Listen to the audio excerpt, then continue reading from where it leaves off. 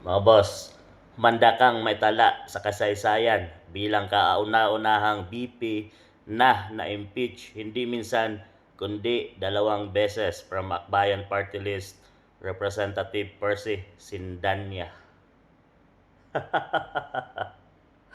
Mga boss, ang mga Makabayan Black ay atat na makagawa ng kasaysayan daw na ma-impeach ang Vice President ng ating bansang Pilipinas. So mayroon na kasing na-impeach na presidente. Yun yata ay si Joseph Estrada, mga boss. Na-impeach siya. So ang Vice President ay wala pa sa kasaysayan, mga boss, na mayroong na-impeach na Vice President. So mga boss, sila ang gagawa ng history. Ang Makabayan Black ay nagsampa ng kasong impeachment case laban kay BP Inday Sara. So ang dami yung track at ilang mga ang laman ng papeles na inihain nila, at yun ay sinasabing matibay na ebidensya laban kay BP Inday na magpapabagsak.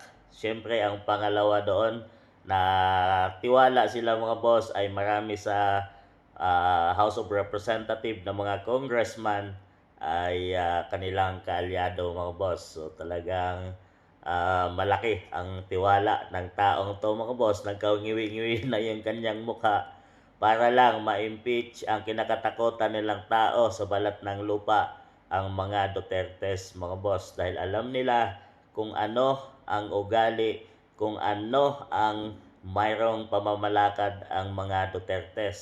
So, ayaw ng mga Dutertes ng mga sirang tao, walang kwentang tao, at pahamak at masakit sa ulo sa ating bansang Pilipinas.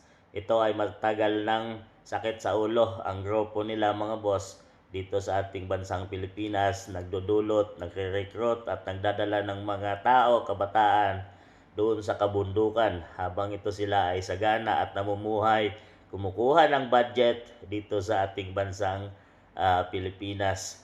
Budget na galing sa mamamayang Pilipino at ipinupundo nila doon sa kanilang grupo sa kabundukan upang maghagis ng lagim dito, magbigay ng kaguluhan dito sa ating bansang Pilipinas.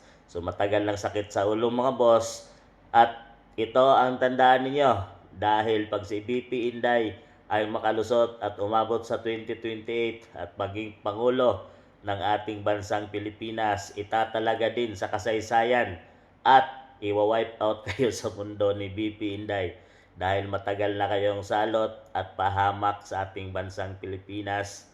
Dapat niyong pagbayaran, at siguro darating ang tao na magbibigay at magtatapos sa inyo dahil sa pinaggagawa niyo sa mamamayang Pilipino at sa ating bansang Pilipinas. So gusto din natin na magiging makasaysayan ang lahat ng yon dahil matagal na ito, mga boss, nung panahon pa ng Marcos Administration Senior na mayroon mga MPS na nagbibigay ng sakit ng ulo sa ating bansang Pilipinas. Sana magkaroon din ng history at kasaysayan na matapos na ang lahat ng ito, mga boss. At hindi ang paghahari o hindi ng taong ito, dahil ito ay gagawa ng kasaysayan, dahil ito ang taong magpapabago at maglilinis sa corruption nangyari sa ating bansang Pilipinas ngayon na nagiging pasanin ng mamamayang Pilipino. Ano sa tingin niyo, mga boss?